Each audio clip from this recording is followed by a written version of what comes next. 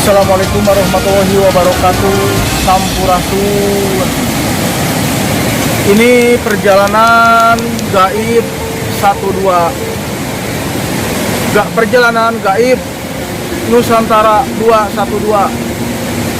Semoga kita diberkahi oleh Allah Subhanahu wa taala untuk dimudahkan milik rizki, untuk kekuatan, kesehatan jasmani dan rohani. Saya berada di Curug Caweni. Ini sejarahnya Curug Caweni, kita untuk mengguar sejarah. Perjalanan gaib ini gaib serasa sejiwa luar biasa. Semoga dimanapun Anda berada, saudaraku dimana berada, untuk dimudahkan milik rizki dan dikuatkan keimanan dan ketakwaan kepada Allah Subhanahu wa taala, diutamakan dimudahkan milik rizki, dilancarkan sebagaimana kita untuk keinginan dikabul oleh Subhanahu wa taala. Mudah-mudahan ini perjalanan kita ada di dalam lindungan Allah Subhanahu wa taala. Semoga kita sehat walafiat. Amin ya Allah ya rabbal alamin. Al-Fatihah.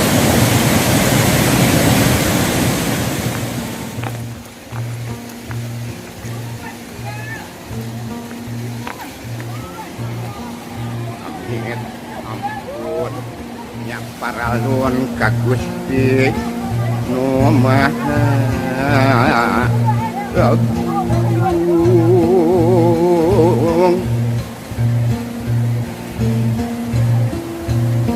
ka Nabi anu linung Muhammad anu jinunjung rahmat syafaat kasuhun tim kuring dapat payung. Aki Raden sedang melihat lokasi bersama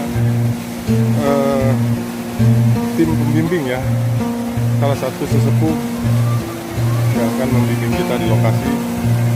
Aduh, Tujuan dapat payung, papayung rumah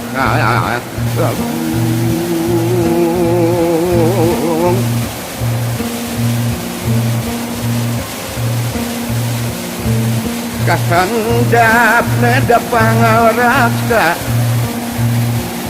pangaraksa maha kawasa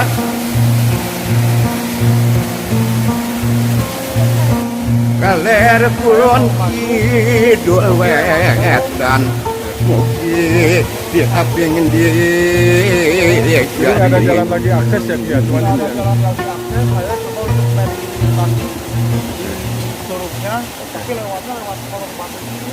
Oke teman-teman, Aki Raden akan melakukan perjalanan yang sangat sulit kayaknya melalui lorong yang sangat kecil ini. Teman-teman bisa saksikan nanti kita tim semua melewatinya untuk sampai di bawah curug.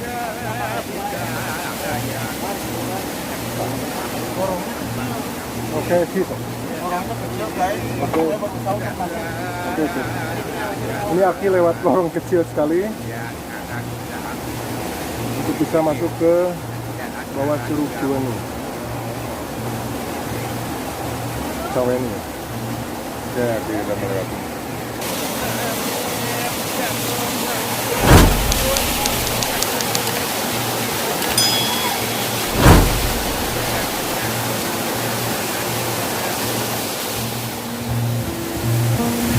ketika uji kerjalik kalang kali lewatan nada agung ya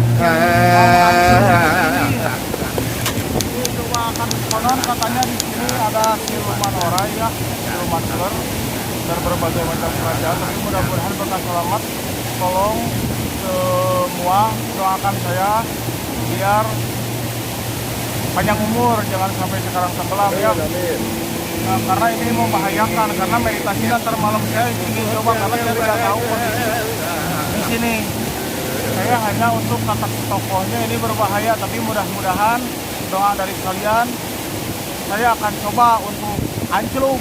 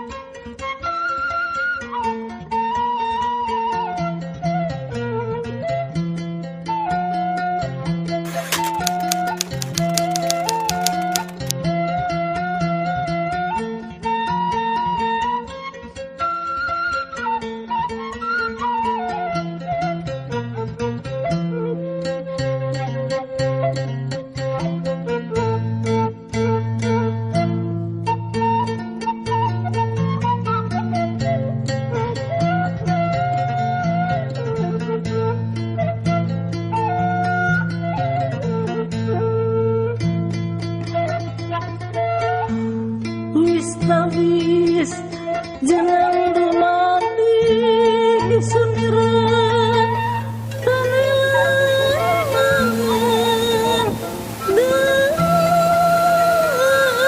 dan usikin tekon tan anajan maringat jagat lip jagat raya semua kawis irayu salira lilira royang.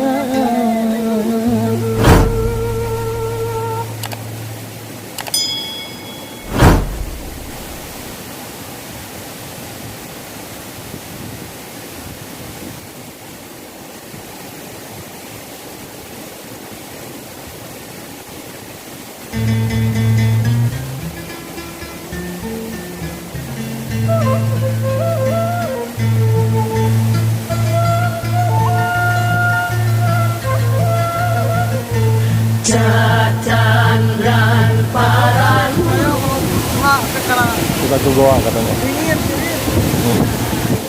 Kita sudah menunggu ya. Guys, saya mau ke Guha dulu.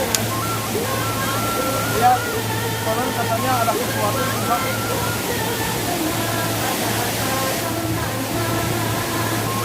Angkat.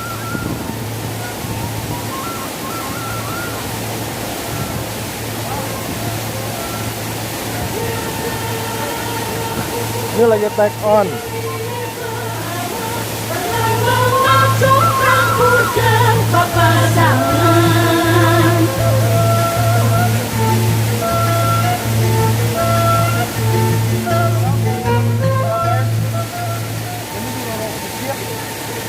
Oke. Konon katanya sesuatu di Guha, mudah-mudahan aja ada milik Rizkina di Guha. Sudahan menang tuyul.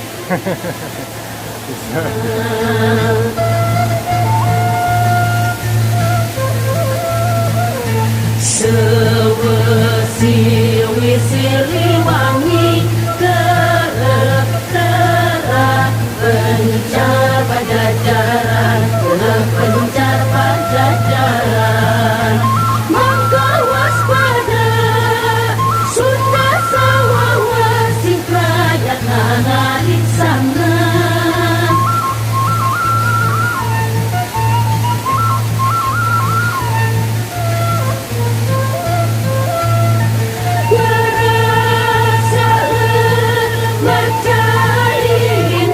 Tetap aman Pasundan Jaya Santosa.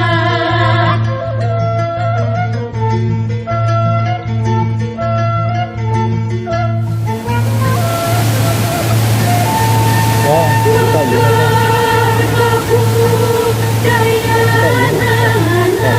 Sunda Jati Pramulia.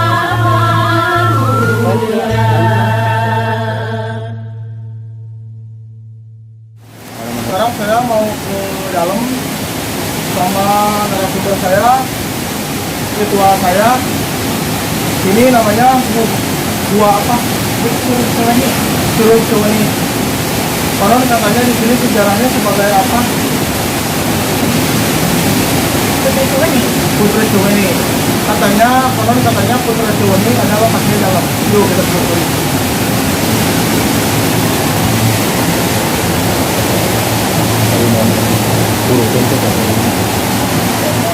Raden gunung tanpa tutugan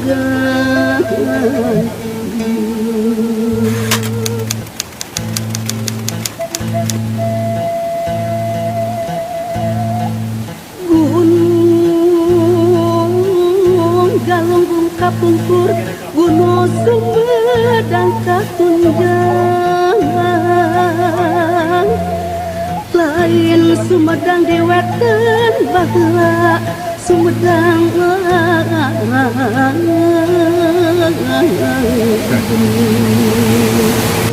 Sumedang sasaka domas. Ini tempat petapaannya. Lihat lokasi ke arah sana. Tuh.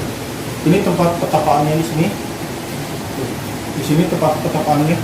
Ini lorong Curug Ciwenyi.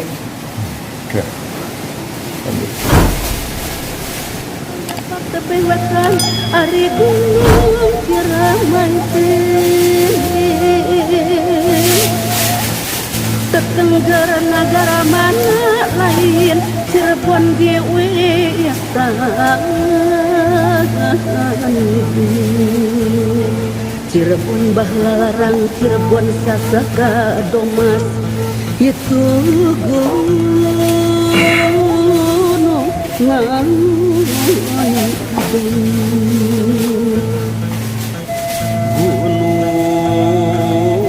Cupu Mandala hayu-hayu sote hayu ulah. Ini tempatnya kediaman Ibu Ratu Ciwenyi di sini. Banyak kelelawar, guys. Para putih Raden Tenggara negara mana itu naon Raden. Lain Bandung Cikapunung, lain Sumedang di Wetan. Telaga Sokawayana ran kecik di tengah juragan. Ulah kuning kudu sungkun, ulah sungkan penditean. Narima ragawayana nyancik tinagara.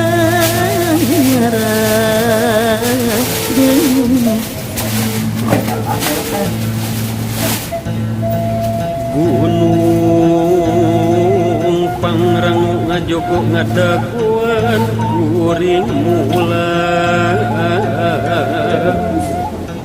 mulang ti pangumbaran juragan. Tadi Gunung Pangrango teh Raden tetenggara negara mana itu? Guys, ini katanya konon katanya dilarang karena jalan terlalu sempit. Yang hanya kita mengetahui saja ini ada lorong kecil dan banyak kelelawar-nya. Ada yang penjaganya.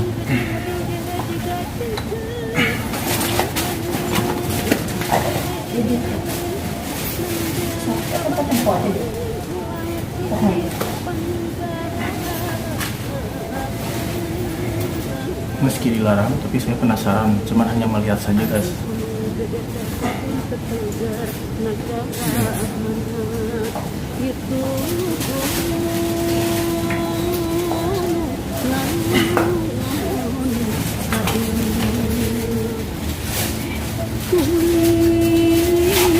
Kirim gunung bubut di pasir, bahasa giku.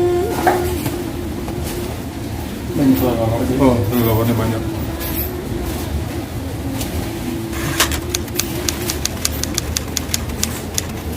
Saya mencari jejak istrinya sampai di mana sejarahnya, awal mulanya.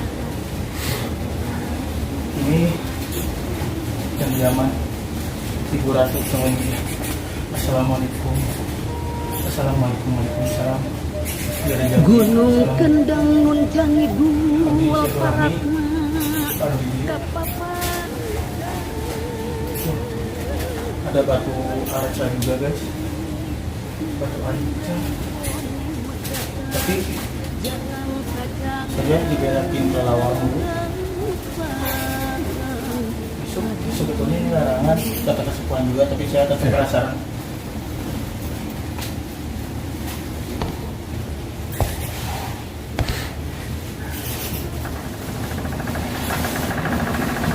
Raden coba masuk. Mesin putarinnya ya. Dia juga dengan dia, Bu? Ya oke, sampai di Kayaknya sini. butuh di karaton langsung. Oke. Keraton gitu. Ini gerbang ininya pokoknya terlarang ya. Jangan sampai terlalu dalam. Karena lumayan berbahaya. Ntar ada jalan yang lain lagi. Yuk, assalamualaikum warahmatullahi wabarakatuh, guys. Salam. Buah yang tadi pemandangannya indah banget yang ada di Curug Caweni, Oke. Sagarantem. Sagarantem. Sukabumi Selatan. Oke. Ada Bu. Keraton, Bu.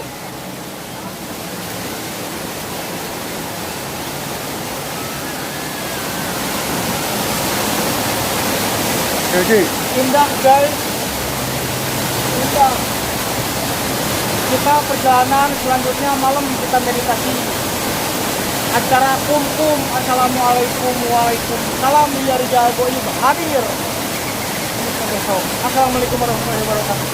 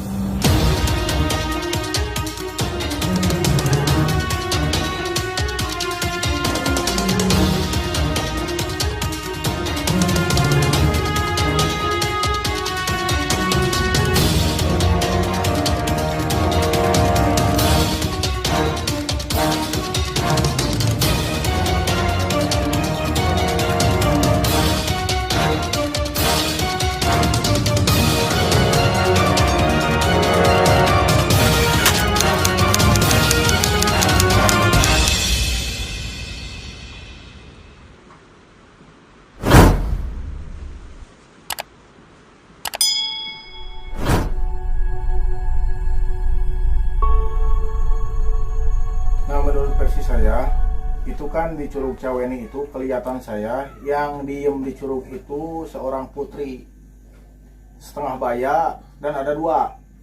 Satu yang hitam, gondrong, hitam, sama wanita juga. Keduanya pakai selendang hijau, terus pakai apa namanya selendang pakai kuning ya, selendang hijau dan baju hijau, ininya kuning. Nah, konon katanya di situ namanya itu Ibu Ratu Caweni. Beliau berasal dari Cirebon yang didampingi oleh dua anjing. Nah, pas begitu mau kembali lagi Cirebon, anjingnya nggak mau ikut. Adalah curug anjing. Di situ ada untuk meditasinya curug anjing. Ada apa di curug anjingnya? Saya sampai belum ke sana. Ntar dilihat dulu frekuensi energinya sebagai energinya besar atau tidaknya, gimananya energinya berbentuk apa gitu kan. Belum bisa menyelusuri ke arah sana. Tapi kalau untuk dilihat curug anjing itu kelihatannya kayak untuk istilahnya berbentuk keluarga lah. Di situ tempat peristirahatannya. Nah, kalau di curug itu ada sesosoknya ratu yang pakai gaun hijau, selendangnya kuning dan sangat panjang, setengah baya. Ke atasnya orang, ke bawahnya ular. Nah, tapi kelihatannya kalau untuk dilihat kasat mata saya, untuk batiniah saya mungkin itu kelihatan kebanyakan siluman semua, berbentuknya ular semua. Nah, waktu saya masuk ke guha, itu tempat penapaannya di atas. Ternyata ya pramesure semua ular. Ular yang di dalam itu kebanyakan cewek tapi berbadan ular gitu kan.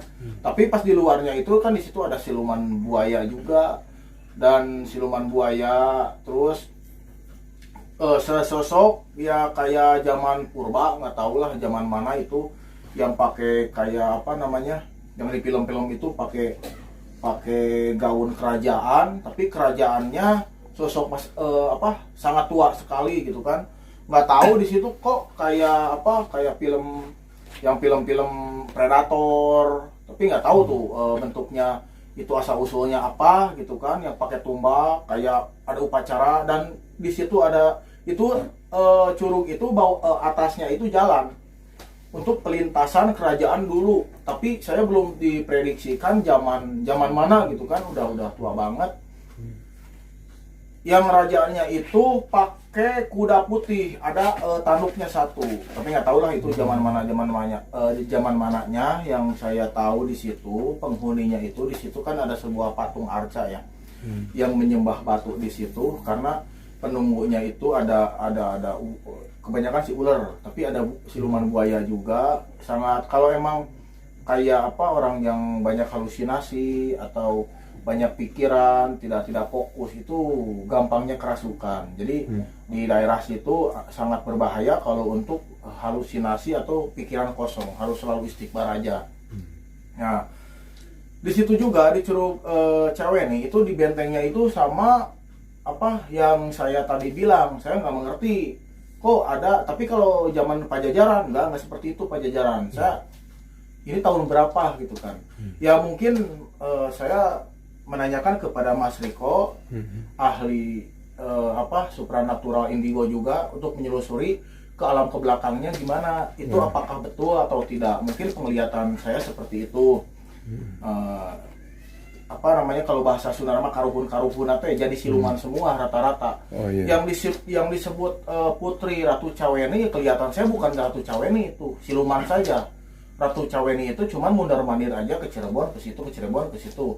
Tapi karena banyak kembarannya di situ, banyak daniang-daniangnya yang sama persis seperti itu, tapi bukan Ibu Ratu Caweninya yang saya lihat. Jadi kesimpulannya mungkin Aki tidak melihat semacam penampakan Putri Caweni yang memang menjadi sebuah opini di masyarakat, khususnya di wilayah Curug Caweni, bahwa itu adalah ratu yang memang tersakiti ya istilahnya. Yang saya baca di beberapa media, juga di beberapa informasi sebelum kita berangkat ke sana, saya pelajari dulu tentang lokasi, bahwa memang Itu opini yang berkembang, sehingga saya menganggap ini sebuah kearifan lokal atau bisa dikatakan apa ya, sugesti atau gimana ya Kang Riko ya.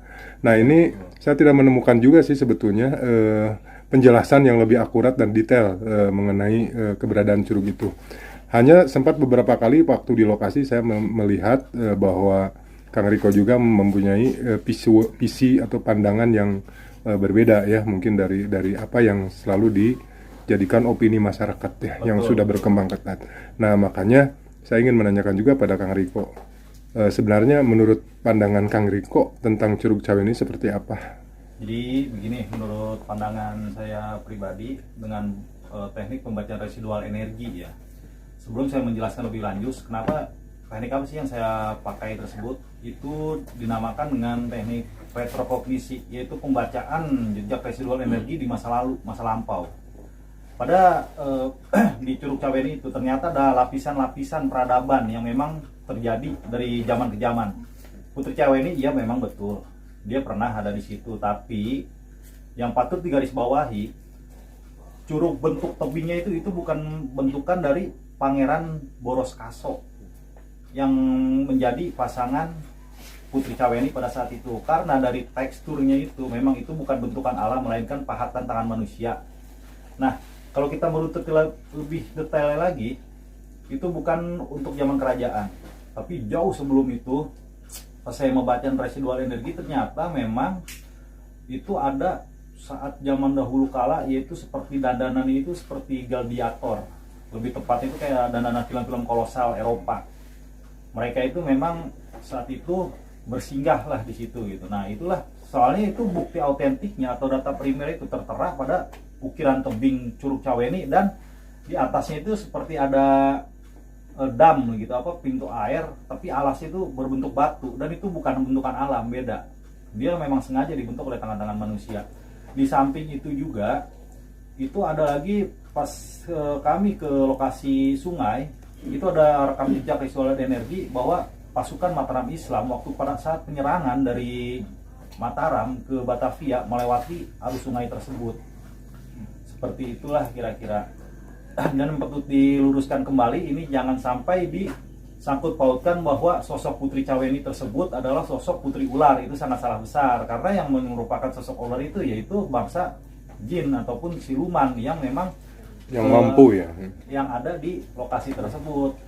Nah, di dalam itu juga pas ketika saya kungkum atau tapak di dalam air terjun bersama Aki Raden ini, ternyata saya pun melihat gambaran juga bahwa di situ setelah adanya peradaban ataupun zaman-zaman yang seperti gladiator itu, ternyata di situ pun ada zaman Kresian. Jadi ketika raja-raja Sunda yang ingin menempa olah batinnya itu selalu diberikan wejangan tertentu lah oleh pertapa tersebut. Nah seperti itulah. Nah kalau saya mau tarik mundur lagi peradaban di sebelumnya, itu di Curug Cawe ini itu merupakan sebuah portal atau gerbang. Gerbang itu menuju peradaban Atlantis. Itu mau percaya mau tidak, kami kembalikan lagi kepada publik. Ya. Ya itu kan ini hanya kita membongkar ya secara residual energi, dan juga berdasarkan data-data yang ada, yaitu berupa batu-batu yang ada di sana gitu. Itu sangat alami. Yang batu-batu itu kan itu sangat alami, tapi kalau untuk hiasan-hiasan seperti itu manusia dulu yang bikin gitu kan, pahatan-pahatannya seperti itu. Betul, karena seperti ini ciri khas yang saya bongkar lagi nih ya tentang prasasti ataupun bentuk ukiran batu, patung gitu ya. Kalau umpamanya untuk di daerah Sunda itu, khususnya di daerah Sunda itu hanya berupa tumpukan-tumpukan patungnya itu. Kalau umpamanya kita berbicara untuk daerah Jawa Tengah dan Jawa Timur, itu berupa pahatan ukiran. Ukirannya jelas seperti bentuk sosok hewan ataupun manusia. Tapi kalau untuk Sunda itu karena lebih tua, jauh peradaban itu jauh lebih tua, maka hanya berupa tumpukan-tumpukan tersendiri.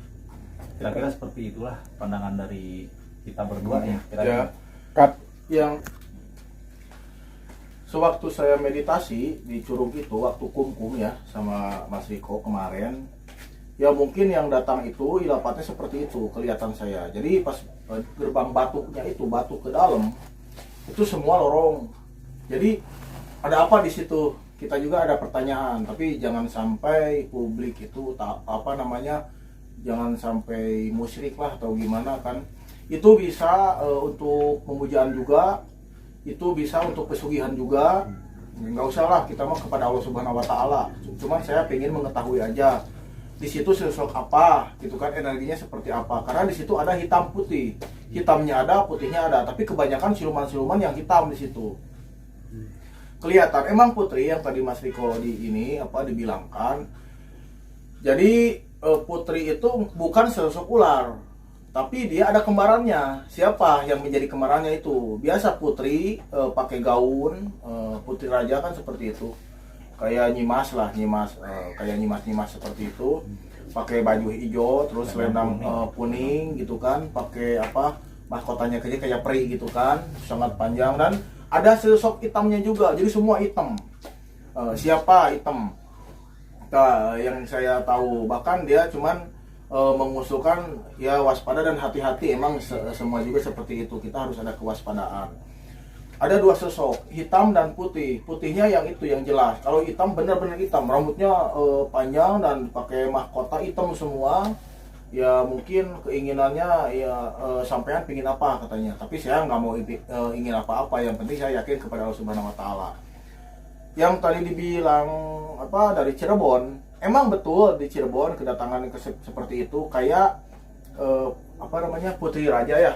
Putri Raja yang sakit hati atau gimana? Bukannya sakit hati, jadi kekecewaan atau kesedihan.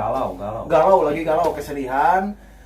Tempatnya berhening, tempatnya untuk istilahnya berhening di situ, meditasi di situ, dikawal oleh 2 ekor anjing. Nah, pas ketika Putri Caweni itu mau kembali ke Cirebon, nah anjing itu kenapa betah di situ? Adanya curug anjing yang belum saya selusuri sampai sekarang. Tapi mudah-mudahan episode ke depannya pasti saya menyelusuri ada apa di curug anjing itu. Nah, yang saya ketahui itu kan yang tadi dibilang Mas Riko, kayak ada kerajaan gitu kan, bahkan lebih dari peradaban ya, udah lama sama sekali. Energi seperti itu zaman mana gitu kan. Saya juga nggak mengerti kok ada sosok seperti ini.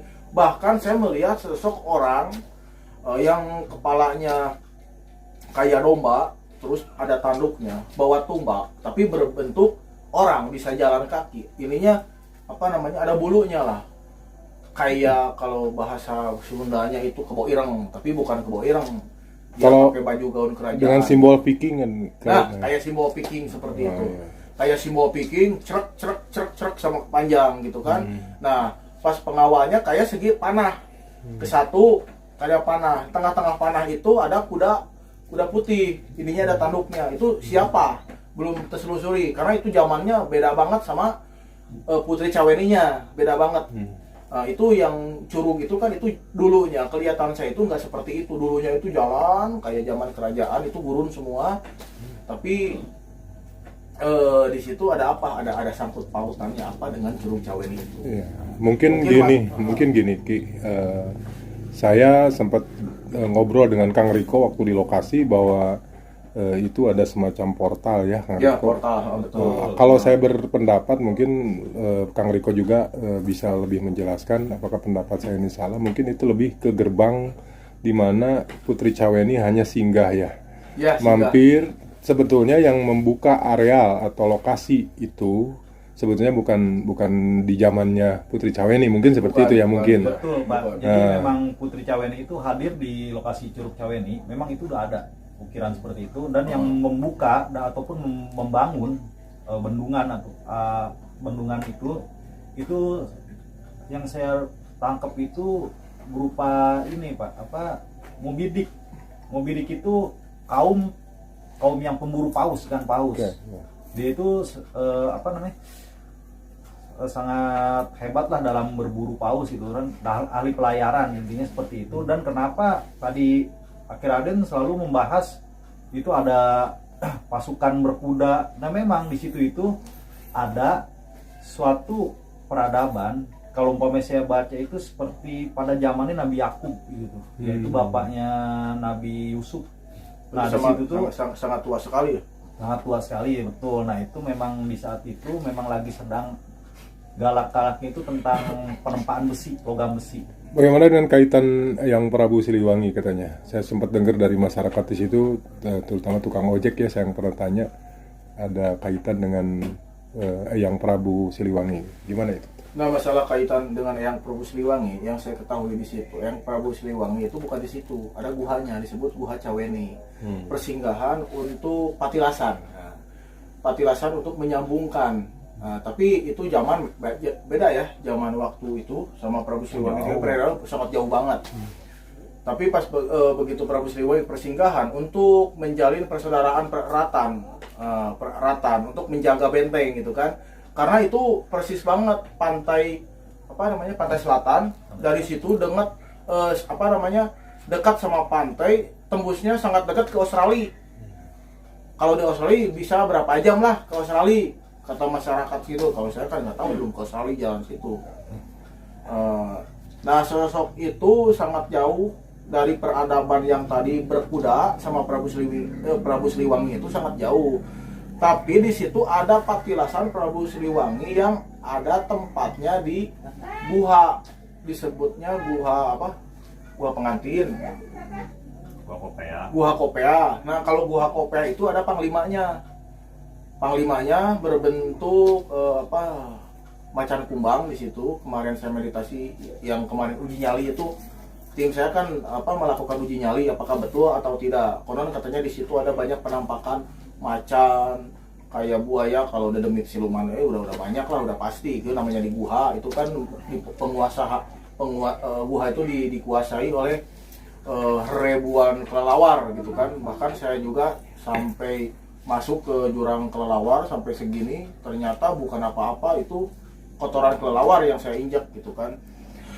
Ya, kita membahas Curug Caweni, yang kita tahu ya cuman sebatas itu aja, putri dari Cirebon, tapi penampakannya itu bukan Nyimas Caweninya, tapi melainkan kembarannya, mungkin jin korinnya, jin di situnya yang berbentuk menyerupai Putri Caweni. Nah, kalau bahasa Sundanya bisa mencela putra, mencela putri. Nah, teman-teman, mungkin itu bahasan dari saya, karena saya itu tidak punya apa-apa, tidak punya kemampuan apa-apa, cuman meditasi alam saja. Saya untuk mengetahui keberadaannya sosok apa saja yang ada di Curug Caweni itu. Nah, teman-teman, jangan sampai ada kemusyrikan atau gimana-gimana, jangan percaya kalau emang itu bisa ini. Tetaplah kita kepada Allah Subhanahu wa taala. Saya hanya menelusuri sebatas sejarah penemuan saya aja. Betul dan tidaknya itu cuman hanya legenda lah, sejarah. Mungkin kan kemampuan manusia itu terbatas. Jadi apapun yang kita dengar, kita ketahui sama orang lain bahwa itu bisa pesugihan, bahwa itu bisa mengkayakan, itu bohong. Semua hanya Allah Subhanahu wa taala yang tahu. Yang penting kita berusaha dibarengin dengan doa, selalu berhati ikhlas dan mulia. Dekatkan selalu kepada Allah Subhanahu wa taala, selalu istighfar. Gimana? Tambahan dari Kang Riko mungkin? Ya, memang betul sekali. Jadi kalau menurut saya pribadi, dimanapun kita tempat berada, antara pilihan light, cahaya, ataupun dark, kegelapan, itu tergantung pilihan kita masing-masing. Karena Tuhan menciptakan manusia itu dengan demokrasinya. Dalam artian kita bebas memilih, kita mau bebas mau jalan yang mana nih, mau yang putih, mau yang hitam, terserah. Nah, kalau di sini saya bertugas yaitu untuk meluruskan sejarah yang ada. Karena banyak kesimpang siuran yang terjadi di masyarakat, khususnya di masyarakat Indonesia. Karena ketika sejarah yang asli seperti ini malah kok dihubung-hubungkannya dengan bangsa-bangsa jin atau bangsanya, itu tidak benar sama sekali. Karena saya punya keyakinan, tidak saya harus kuat, yaitu Allah menciptakan manusia ke muka bumi ini yaitu menjadi khalifah ataupun pemimpin. Jadi untuk apa kita tunduk sama bangsa kayak gitu? Ya nggak bisa lah. Toh kita juga makhluk paling sempurna gitu loh. Jadi ya menurut kami semua dan tim ini sangat disayangkan sekali ketika ada seseorang yang memang melakukan ritual aneh-aneh ke tempat tersebut, bukan malah untuk menggali ada apa sih peradaban sejarah yang leluhur-leluhur kita bangun di tempat tersebut gitu loh, yang maksudnya itu. Jadi sangat penting sekali ini untuk meluruskan sejarah, karena banyak yang beredar di masyarakat itu, yang saya pribadi utarakan itu, yang saya maksud banyak kisah-kisah hipnosis metafora, dalam artian dari si Anu ceritanya seperti ini, dari si Anu ceritanya seperti ini, tanpa mereka menyaksikan langsung dengan ainul yakin, bahkan timbulnya hakul yakin, ya kan menyaksikan dengan mata kepala sendiri gitu loh, maksud saya itu. Mungkin seperti itulah. Ya intinya begini aja lah, jangan percaya dengan pesugihan, dengan percaya dengan syariat yang tidak sinkron dengan akidah agama kita kan. Bahwa di situ bisa mengkayakan, bahwa itu ada jin, sosok itu bisa pesugihan, nggak bohong. Kalau ada itu saya acak-acaknya juring siluman demi temau, biar saya yang mau ngepobadna daripada kemusyrikan. Kita selalu dekatkan kepada Allah Subhanahu wa taala. Pingin kaya, berusaha, puasa, zakat. Banyakin sholat, sholawat. Baru bisa munggah haji. Asal kita rajin sholat, berusaha, berdoa, pasrah kepada Allah Subhanahu wa taala, berhati ikhlas kepada Allah Subhanahu wa taala. Nah, segitu aja teman-teman, mudah-mudahan ini ada hikmahnya. Semoga teman-teman semua yang nonton ini diberikan kesehatan jasmani dan rohani, diberikan rezekinya. Yang penting kita selalu istiqomah kepada Allah Subhanahu wa taala. Assalamualaikum warahmatullahi wabarakatuh. Terima kasih untuk Aki Raden juga Kang Riko yang telah memberikan testimoni atau hasil penelusuran di lokasi Curug Caweni, yang mana kita juga menghormati alur kearifan lokal di sana ya, yang memang sudah menjadi wacana yang sulit untuk kita patahkan atau kita tembus.